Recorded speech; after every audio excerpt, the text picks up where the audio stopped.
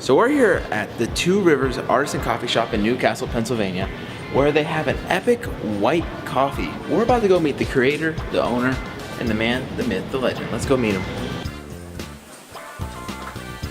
Hey, how you doing, Justin? I'm Hector. Welcome to Two Rivers. Nice to be here. You want to get started? Let's do this. Hector, what inspires you to make great coffee?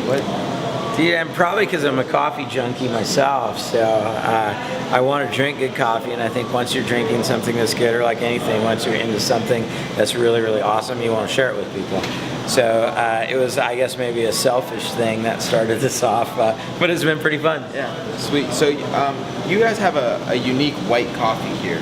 We do. It's not, I mean, before I came here, I'd never heard of it, so can you walk me through that? Like, what is Absolutely. We roast our own coffee here. We have a coffee roasting company, and of course, when you get the raw beans, and they're green. So when we start roasting the coffee beans, they go from this light green color, and they actually turn pretty white. And then they start going, you know, the longer you roast it, it starts getting into that tan color, and then the darker color, and then of course like that almost black color of like a Vienna roast or something like that.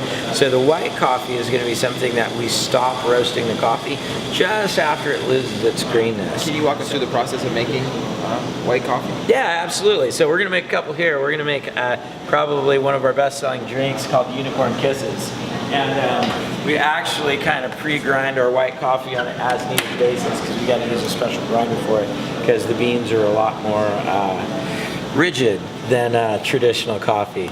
So what we're going to do is we're going to put about 18 grams of this white coffee espresso, and it's pretty fine, so you can see it there. So it's ground just like espresso. We use about 18 grams of that for 2 shots, so about 9 grams a shot.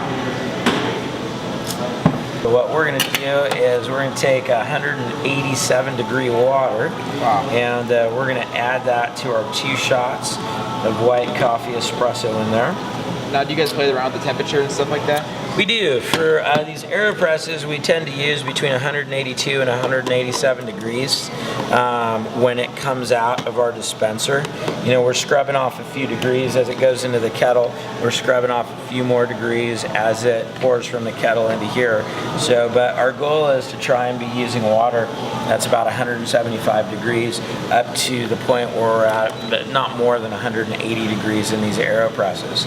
And then traditionally on the white coffee, just because it's a bit more denser, I like to let it steep for about 30 seconds or so. The machine is designed to give you a certain resistance. So even though I'm pressing really hard here, it's only going to go down this fast.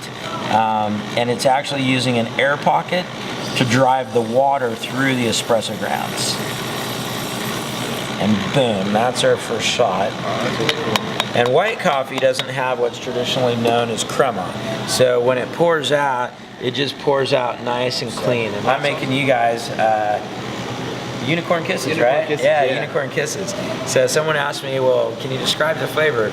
And one of our customers actually came up with the name, and it's like, well, yeah, if you imagine like a unicorn dancing on rainbows and blowing you kisses, that's exactly what it tastes like. We do a lot of crazy things, like we add spices and different seasonings. So inside Unicorn Kisses, our secret recipe does include organic cayenne pepper and organic cinnamon as part of the drink making process. So that's awesome. So yeah, it gives you that little kick at the end. Yeah, maybe that's where the sparkles come from. So. Alright, so we're going to blend these bad boys up. And I mean, it's kind of cool because now that we've applied the espresso, you can already start to smell some of the flavors kind of popping out and whatnot.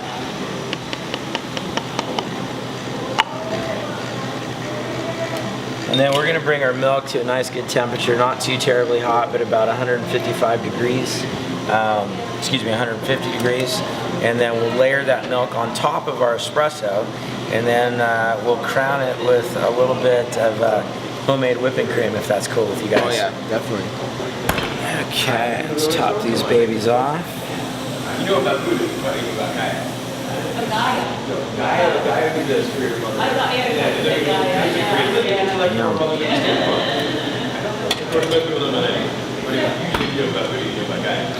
All right, a little more cinnamon, closest thing to sparkles. Gentlemen, Thank you. That's what Bob Marley used to say, has a song, Kaya. So good. So good. Delicious. Yeah, this is one that. You get that little bit of the spice like right around here. Yeah. So good.